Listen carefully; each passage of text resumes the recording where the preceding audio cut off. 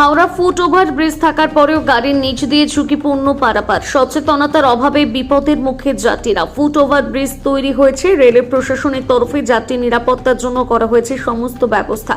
তবুও তারপরেও অসচেতন যাত্রীদের বড় অংশ জীবনের ঝুঁকি নিয়ে আজও ট্রেন লাইনে দাঁড়িয়ে থাকা গাড়ির নিচ দিয়ে পারাপার করছেন। সম্প্রতি সাঁকরাইল স্টেশনের 4 নম্বর প্ল্যাটফর্মের দিকে যাত্রীদের এমনই বিপজ্জনক পারাপারের ছবি ধরা পড়েছে আমাদের ক্যামেরায়।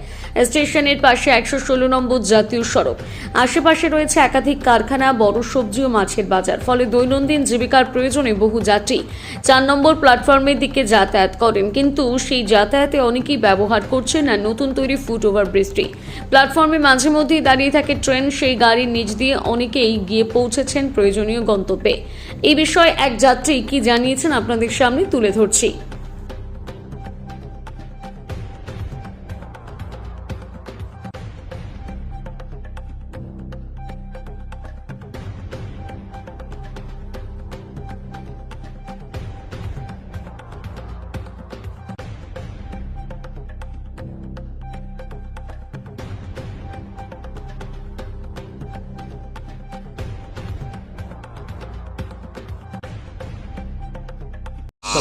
ট্রেন লাইন পারাপার করে এলো, কতটা অসুবিধা হচ্ছে? অবশ্য আমি তো সবসময় আসি না, এই যখন তখন চলে আসছি তো লাইন পারাপার করতে আগে তো খুব অসুবিধা ছিল, এখন একটু সুবিধাই আছে। হ্যাঁ ওভারব্রিজ থাকতে ভালো হতো।